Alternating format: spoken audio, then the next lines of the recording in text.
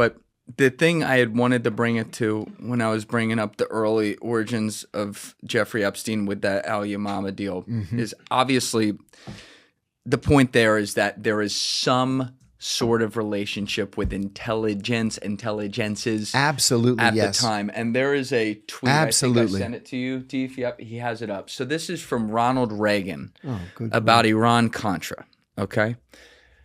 In his new and this is from back in the day, obviously, because he's dead. In the new autobiography, former President Ronald Reagan says Israel was the instigator and prime mover in the Iran-Contra affair. He blames the Israelis for misleading him into believing he was selling arms to so-called Iranian moderates when some, quote, may have had links to the Ayatollah Khamenei's government and were trying to obtain weapons under false pretenses, unquote. Israel began the arms deals with Iran when it contacted Robert McFarlane, Reagan's national security advisor, to propose the first sale and continued to press the secret dealings thereafter. Reagan writes in An American Life that Prime Minister Shimon Peres was behind the proposal, the former president says. Iranian middlemen endorsed by Israel helped, quote, win the freedom of 3 hostages, unquote, Reagan adds.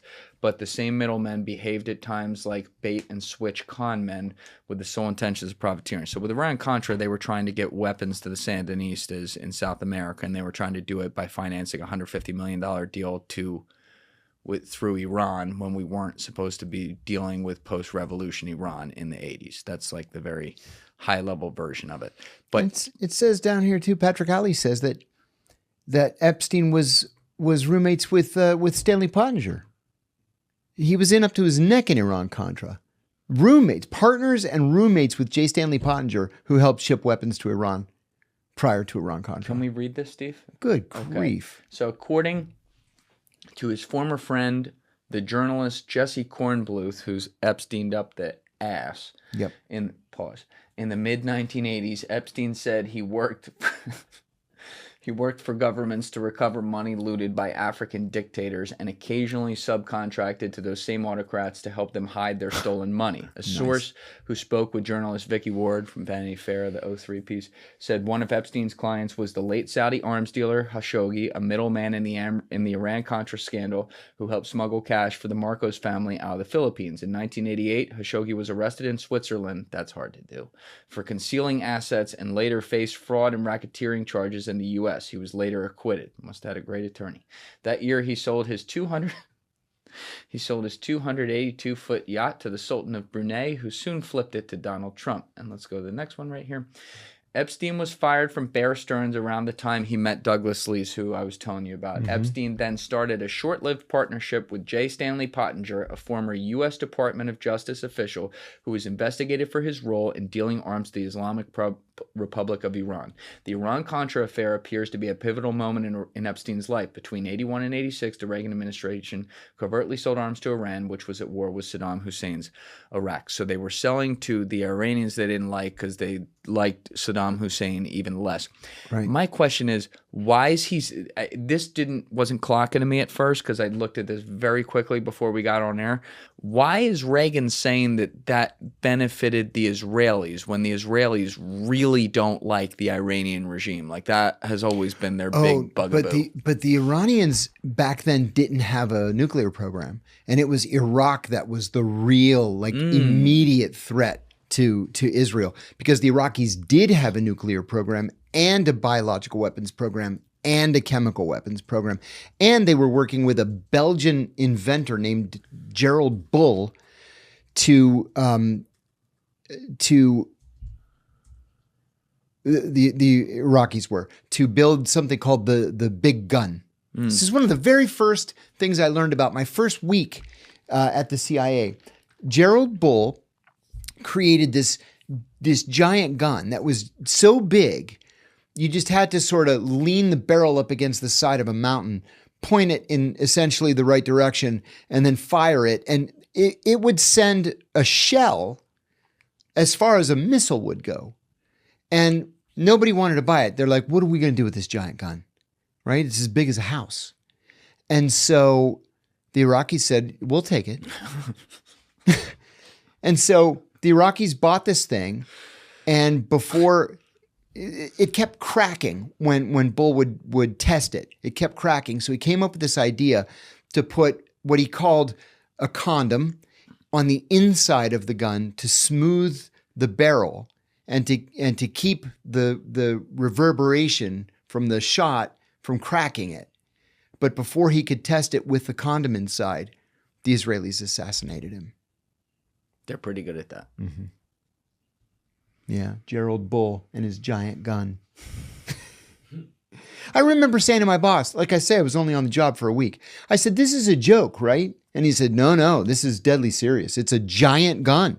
They have to lean it up on the side of the mountain to fire it. I'm picturing that thing in Game of Thrones they were trying to take the dragon out with. Where they're just like, come on, baby, let's go.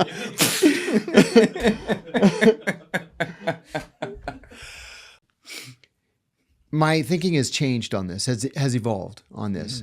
I've always maintained that Epstein, to me, was obviously a Mossad access agent. And I said that right here on the show. Now, with the release of this latest tranche of documents, I think he was more than that, and that he was probably not exclusive to the Israelis. I think he was what's called an intelligence peddler or an intelligence broker, but a more sophisticated one. What an intelligence peddler is normally is, let's say you are a Pakistani guy and you work in a restaurant, and two Al-Qaeda guys come into the restaurant, they have lunch, and you hear something. You go to the American embassy and you say, "Listen, I've got this bit of information. I want to talk to a CIA officer." So John comes downstairs, and I say, "Well, what do you have?" And you give me the information. "Okay, sounds plausible. I'm going to give you a few $100s for your trouble." But then you go to the British embassy and do the same thing, and then the French embassy, and then the Russian embassy, and then the Chinese embassy. And you've just made 6 months worth of salary, right? That's an intelligence peddler. Epstein would have been far, far more sophisticated than that. And his intelligence is not coming from two Al-Qaeda guys having lunch. It's coming from Bill Clinton and Bill Gates and Alan Dershowitz and Prince Andrew and all of these other movers and shakers that he was constantly in touch with. Now, who would it have been for? Well, we now know from these documents that through his attorney, he was actively seeking an admission by the CIA that he was somehow associated with the CIA. And they did the same thing with the National Security Council. It doesn't look like they ever got a response. They FOIA'd them when he went to jail in summer 2019. And this was what was interesting. He FOIA'd them for the dates between sometime in 2000 and 2014. Now, here's why this was interesting to me, John, because there's a bigger point I don't want to get lost, but a little tangent. I'm very open-minded on this now because I agree with you. I think we're seeing a lot more, and I think like I saw Dave Smith tweet out something that would have seemed crazy a few weeks ago, and now I'm like, that's not crazy. Where he said, "I used to think Epstein worked for Mossad. Now I wonder if Mossad worked for Epstein." I don't think I'm there. However, it does feel like there wasn't I used the word employee in my question. It does not feel like there was an employee relationship. That's fair? I agree. And that's one of the things that I've changed in my own mind. Not an employee of Mossad.